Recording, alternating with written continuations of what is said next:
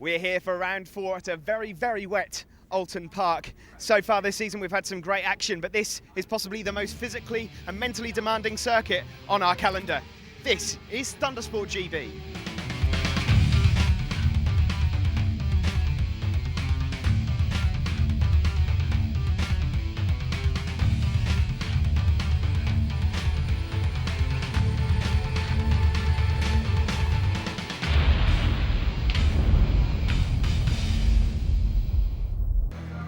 Look forward to more great action from the CIA Bike Insurance Thundersport GP1s. Down to Steve on the grid. Pole position in the CIA Insurance GP1 race is Phil Crow. You remember him from Cadwell Park. He was in stunning form and he's done it again here. He doesn't live too far away and he quite likes the wet.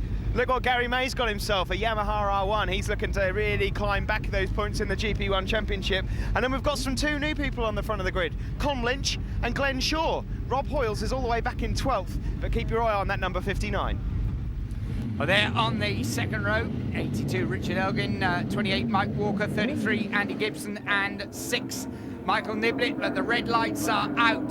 CIA Insurance Thundersport GP1 are go, and it's a superb start from Colm Lynch, number 4.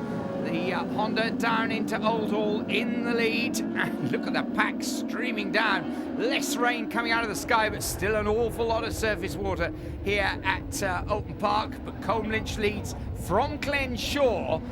Glenn, though, just losing that second place on the run down through Cascades to Phil Crow, and Gary May all over his rear wheel as they come out towards Shillow's hairpin. Yeah, Gary May then, he's got himself an R1, he's tried it out, he's testing it yesterday. He was, I don't know whether he was struggling a little bit with it, but he feels quite confident for the race. Another rider that has seemed very confident, he didn't do too well in qualifying. Oh, we got a rider down. Oh, and it's the rider I was going to mention. Talk about commentator's curse, that's Rob Hoyles. Yeah, Rob, there, everyone avoiding him neatly from left and right. He's clutching his shoulder there, but that's going to cause a bit of a gap back there. He was running in 8th place and everyone's slowing up to try and avoid him, but up the front it is still Colm Lynch just as they run into Hizzies. We'll just pick him up on the exit there. He's still being chased hard by Glenn Shaw, and up the hill they run, and you can see Gary May there lining up. Yeah, he's just done him, he's gone up the inside.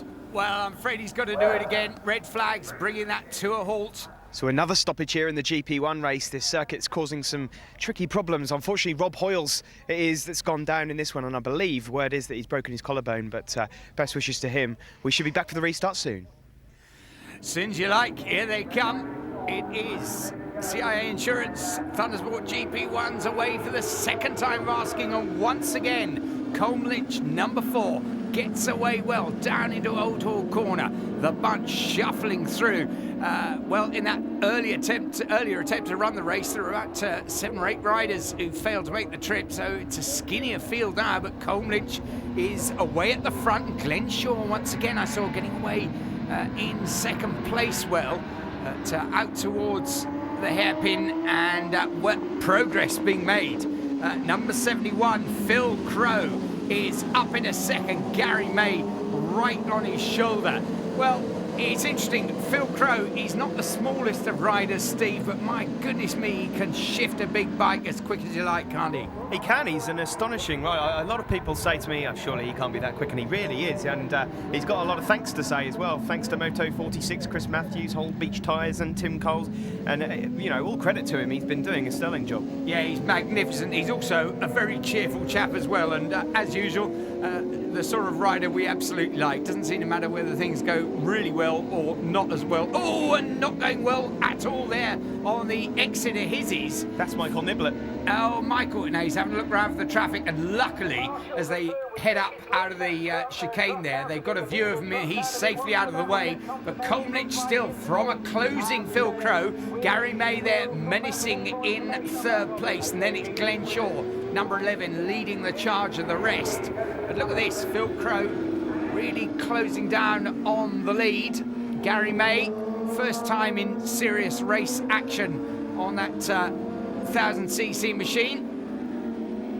Down into Oulton. Yeah, I noticed a little bit further back is Stuart Hall as well. He's sporting some new colours on his bike this weekend, so sort of a blue and a luminous pink or red, whatever it is, but he's not featuring up in the top 3, which is where he likes to be, but you know, we'll have to keep an eye on him. Yeah, he's been a consistent performer all this season. No, but look at Phil Crow. He's right with Colm Lynch as they exit the hairpin, and now we've got the spitting fire machine of Mark Littler, number 41. And there on the back of that group, number 92, is John Fisher, the Pendragon Racing entered rider. But this great battle up the sharp end, it's still just Colm Lynch from Phil Crow. Yeah, I think you've just got to keep your eye on Gary May here. Gary obviously is well aware of the fact that this is a gold race. There's double points up for grabs. He could well go... Oh, we've got another rider down. Yes, so the Exodus Shell as well, but he's up and okay as the marshals shove the bike out of the way. Yes, Gary May certainly going for a decent finish here, and he'll be fully aware there's double points on offer, as you're saying. Yeah, 50 points for the winner. It's a lot of points to take, and he so wants to defend this title that he already, you know, obviously he won the title last year. He wants it back, and he's hoping that the R1 will help him out. And obviously with Snetterton coming up next, you need a fast bike. And Phil Crow has got a fast bike, and he's a fast rider, and he's got the lead, and he leads down the avenue. There's Martin Littler and Tony Keelty charging down towards Old Hall Corner, and Stuart Hall in the mix as well. But a brilliant ride so far from Phil Crow. He has got up into the lead. Here we see him, and Colm Lynch tucks in behind him as they go down through Shell once again. There, Gary May, though, poised, you'd imagine, in third, and Glenn Shaw away in fourth. Just ahead there of Mark Littler and Tony Keelty. That's the top 6. Yeah, Tony Keelty, I'm surprised actually that he wasn't... I had my money on him maybe grabbing a podium this weekend, and he's an exceptional rider in the wet. I don't know whether he didn't make... I mean, obviously that crash earlier with Rob Hoyles did push him down a bit, but with the restart, I don't know whether he struggled to get away or not. Well, I'll tell you what, look at Gary May now. As he comes into view, is he having a look at Colm Lynch on the inside at the Lodge? And he does. Beautifully done. I'll tell you what, talking about coming from a long way back, he really did line that one up all the way from Druids and just slips by into second place. Yeah, and I think John Fisher's going to do an exact replica on Tony Keelty, and does so. Yep, 2 perfectly executed manoeuvres there. Fantastic stuff. Yes, meanwhile up the front, Phil Crow's still leading, but Gary May's popped in the fastest lap of the race, and look at that, he snicks underneath and into the lead, so it's Gary May now, the third different leader we've had in this race, but they're all still there in with a shout as we approach the closing stages. Oh, and there's another ride. In fact, there's a couple of riders down around the circuit, and oh, that bike is in the middle of the... And Gary May, well, I think he knows he's won because he can see red flags and he loves every piece of that. This should be a win for Gary May from Phil Crow and Colm Lynch. And the marshals there making absolutely certain that they get safely back into pit lane. So Thundersport GP1, an excellent first win on the Yamaha 1000 for Gary May from Phil Crow and Colm Lynch. There they are on the podium. Winner of the CIA Insurance GP1 race, Gary May. You've come here, new bike, you played on it. It seems to be going all right. Wet conditions, so very tricky, but 50 glorious points.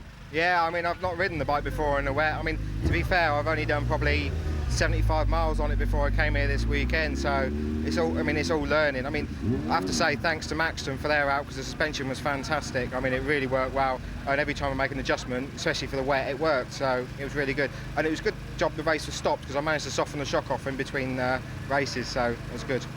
And now you've got the big bike. Snetterton's up next, and it should come in handy.